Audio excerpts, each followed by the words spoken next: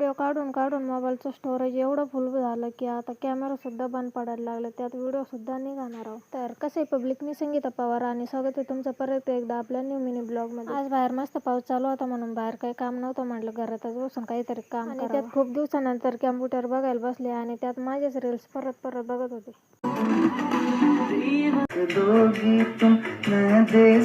Video तर आताचे बघत होते, पण नंतर मला आठवलं माझी जुनी आयडी पण ती आयडी माझी खूप दिवसाची बंद पडलेली. वापस घ्यायचा खूप प्रयत्न केला पण ती काय आलीच नाही. हीच ती माझी पहिली आयडी ज्यामध्ये मी व्हिडिओ काढायचा स्टार्ट केलता आणि तेव्हा मला काही एवढं जमत पण नव्हतं. आणि ही आयडी आय थिंक मी 2021 मध्ये चालू केलेली होती आणि तेव्हा मी पुण्याला होते आणि तेव्हा मी व्हिडिओ शूट केला का लगेच अपलोड करून द्यायचे. तेव्हा मला काही एवढं व्हिडिओ विषयी माहिती पण आणि पहिले तर व्हिडिओ मध्ये एवढं काही जमत नव्हतं, पण आता थोडंफार जमतं म्हणून काढते. आणि ते व्हिडिओ शूटच करीत होते तेवढ्यात कॅमेराने धोका दिला, कारण कॅमेरा सारखा मध्ये बंद पडत होता. कारण हे होतं व्हिडिओ काढू काढू पूर्ण स्टोरेज फुल झालेलं होतं आणि त्याच्याकडे काय मी लक्ष देत नव्हते. जेवढे पण व्हिडिओ फोटो फाईल्स वगैरे असेल तेवढे म्हटलं कॅम्प्युटर मध्ये टाकून घ्यावं आणि पूर्ण मोबाईल खाली करून टाकावं. त्यामुळे एक एक फोटो आणि फाईल निवडून कॅम्प्युटर मध्ये टाकीत होते, कारण ते फोटो वगैरे आपल्याला परत लागतात. आणि व्हिडिओ वगैरे टाकून झाल्याच्या नंतर थोडं बाहेरचं वातावरण पण पाहावं म्हटलं. थोडा पाऊस उघडला होता म्हणून बाहेर वातावरण एकदम मस्त झालेलं. तर चला मी पण व्हिडिओ इथंच थांबवते. तुम्हाला व्हिडिओ आवडला असेल तर लाईक फॉलो नक्की करा. भेटू मग पुढच्या ब्लॉग मध्ये. धन्यवाद.